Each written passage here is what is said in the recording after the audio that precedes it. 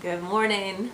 I hope that Christmas preparations are going well at your house. I hope that you have some little elves that are helping you. I wanted to finish today in talking about Jesus is the light, because there's some verses that follow the ones that I've been doing the last few days that are interesting about John the Baptist. Verse 6 says, "There came a man who was sent from God. His name was John. He came as a witness to testify concerning that light, so that through him all men might believe.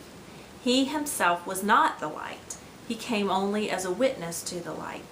The true light that gives light to every man was coming into the world."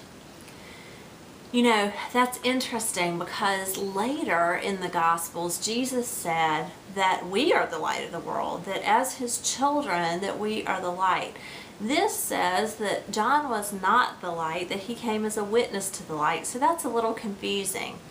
But I came across something interesting in a commentary that says that in this verse where it says, in verse 9 where it says, the true light that gives light to every man was coming into the world, that those two words, true light, can also be, they can be translated as underived light. So I had to go to my dictionary for a moment there because I thought, underived, I know I've heard that word, what does it mean? And all it means is that it is underived light, is a light without an external source. So for example, the sun would be underived light. It is its own source. Isn't that beautiful? Jesus is underived light. He is the source. In fact, in Revelation, it says that in the end times, that in heaven, that there is no other light because God himself will light heaven. And I love that picture. But these verses about John, I think, are so pertinent to us too, because they tell us not only who Jesus is, but who we are.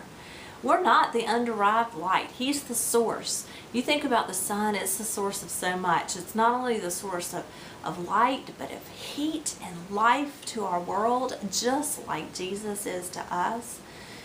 But we are called to be light too, in the sense that a candle is a light.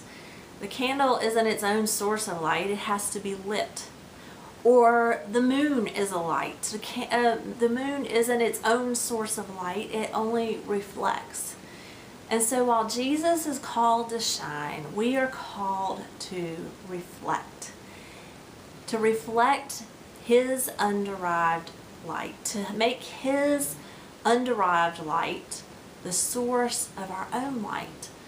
And so I want to challenge you as you are lighting your candles at night, as you're turning on your Christmas tree in the morning. Would you think about two things, two questions? The first one is from our lesson on Wednesday, which is, am I focused on the light? You know, if we're not experiencing the life that comes with the light, my own personal experience means that my focus has gotten off somewhere. When I'm not experiencing the abundant life that Jesus gave, my focus is off, and that I need to be straining and watching and waiting for his light. So first of all, when you turn on your Christmas tree lights, think, am I focused on the light? And the second question is, am I spreading the light? Am I being that light to my household, my children, my husband? Am I taking Jesus' light into my neighborhood? Oh, that pinched my heart when I said it, and I'm convicted there myself. Am I taking my light into my church when I go? Am I taking my light to my workplace? The light that Jesus gives us, he's the source. He's the underived light. That's who he is, but he calls us to be the light also. I hope you all have a wonderful Christmas. I'm going to be taking next week off, as I hope that you will be too.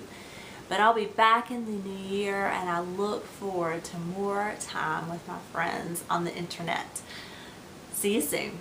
Merry Christmas.